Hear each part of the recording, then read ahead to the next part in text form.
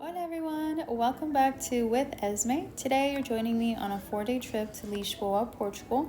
Don't forget to subscribe and like if you want to follow along for our upcoming Italy and Spain trips. And if you have any questions, feel free to leave a comment below.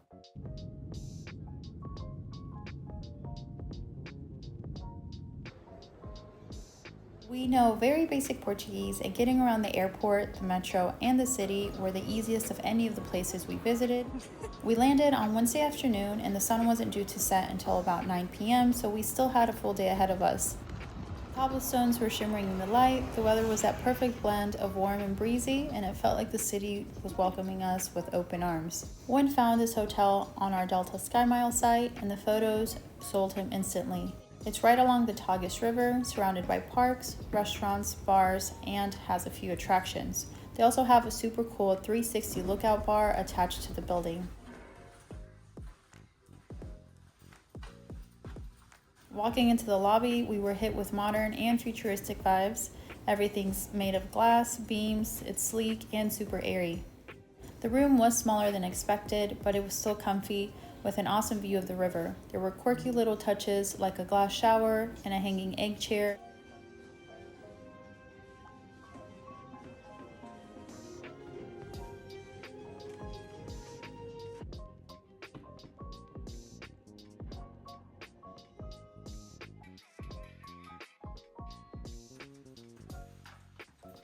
We were too excited to sit still, so we got ready as fast as possible and headed out. Just steps from the hotel was a lively strip of 20 plus restaurants and bars.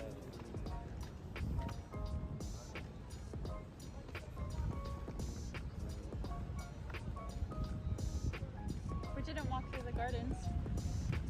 We ended up at a cute Mexican themed spot for a quick bite and a drink.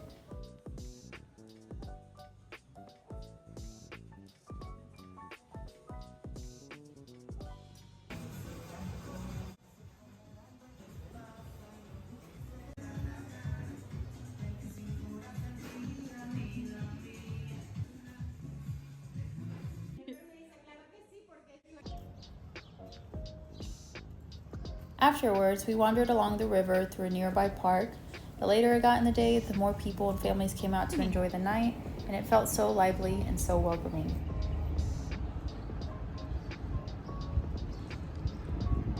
While walking, we stumbled upon the telecabine, a cable car that glides over the river and the cityscape, and of course, we had to ride it. The staff took our picture before we got in. Why, we didn't know, but for some reason, we could not stop laughing about it. The ride ended at the Oceanarium, where we found out the earlier photo was for a charity donation. You could get a little travel guidebook with your picture in it as a souvenir. Honestly, it was so adorable, and I'm so glad that we grabbed one.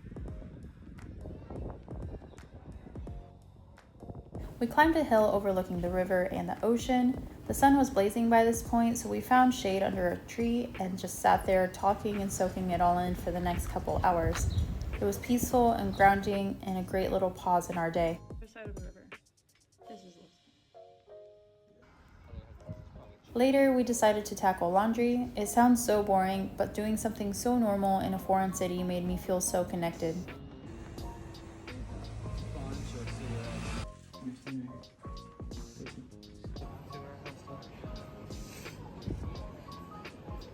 After a nap, we had dinner at Di Bacalo, a restaurant on the strip. We got appetizers, dinner, dessert, wine, and of course some espresso shots to keep us alive through the night.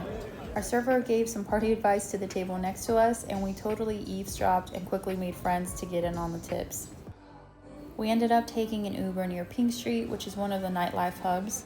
The first bar we stumbled into turned out to be a gay bar with the most energetic vibes. Wynn got some free drinks, and we danced with the friendliest crowd. The rest of the night was a blur of packed bars, colorful alleys, and meeting strangers who felt like instant friends. By 4 a.m., we were exhausted and headed back to our place.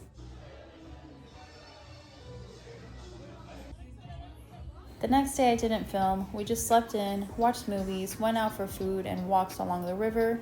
On Friday morning, we woke up ready to head to our next destination. First, we made sure to check out Babylon 360. It was still early in the morning, so there weren't a lot of people, We ended up having some mimosas and enjoying the view.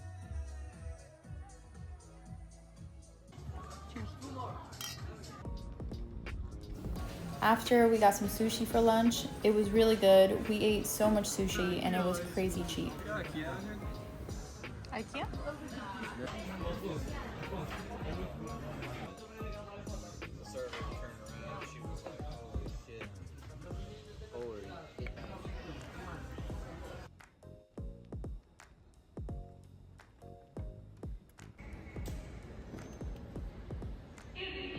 Our second stay is a hostel I found on TikTok, We Hate F Tourists. It's a 5-minute walk from the Intendente Metro.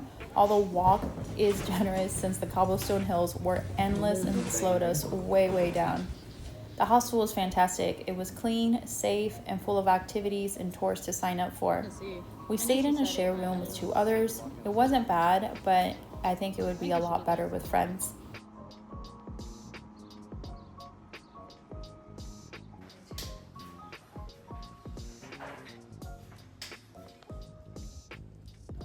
That makes sense that it would go up, right? Because we're...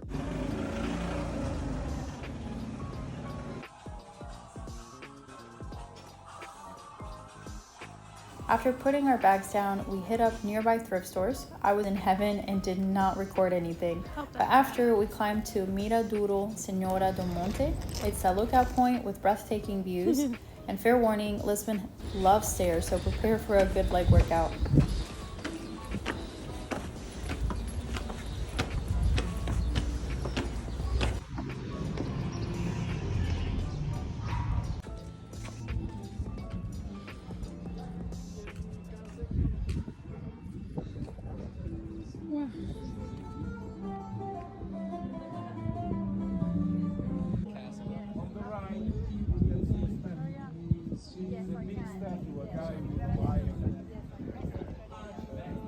On Commercial Square, there is Joseph.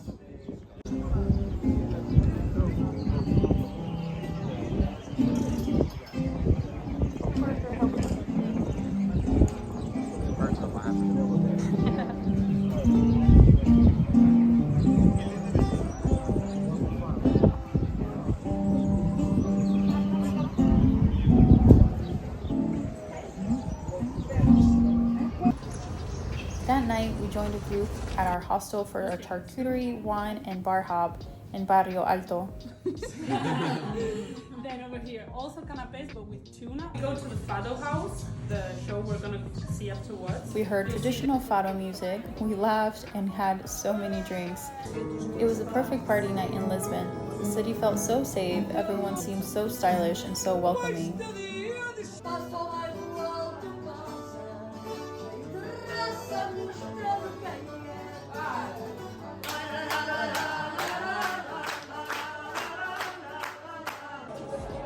Everywhere we went, we felt accepted, whether it was in a bar or on the street.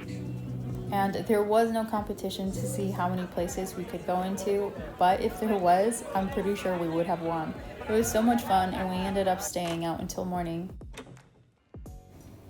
The next day, we slept in super late.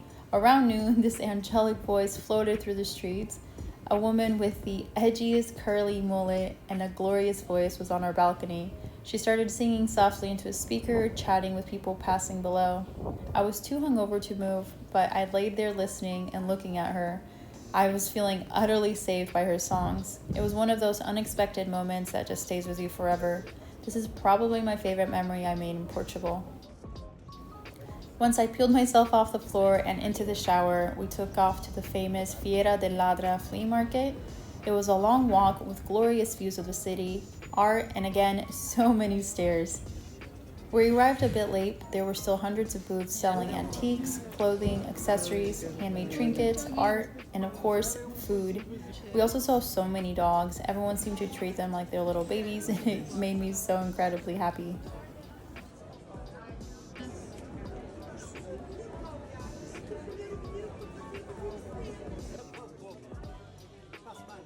Is that intense?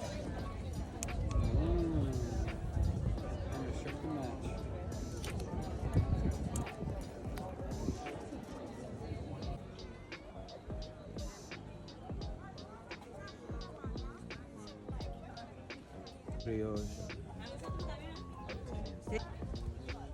Thank you. Those Argentinas. So good. While we were there, we went to a booth with the most delicious empanadas I have ever had. We had to turn back for seconds.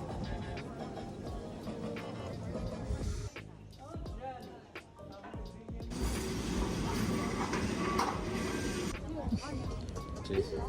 Cheers.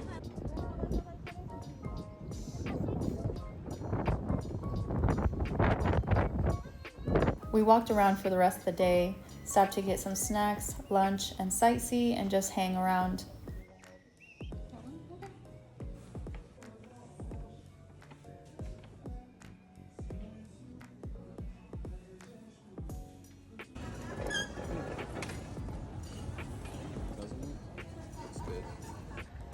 By the evening, it got chilly, so we grabbed Portugal's famous pastel de nata pastries on the way back to the hostel, and they were so delicious. They were creamy and flaky perfection.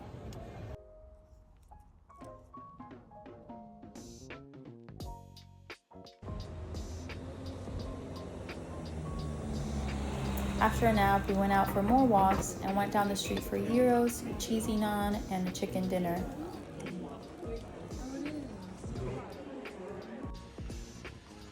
Thanks for watching, guys, and that is it for our Lisbon travel. We are off to Naples, and our next destination is Salerno and Amalfi, Italy. Make sure you follow and see our next and the most beautiful destination coming up in Amalfi.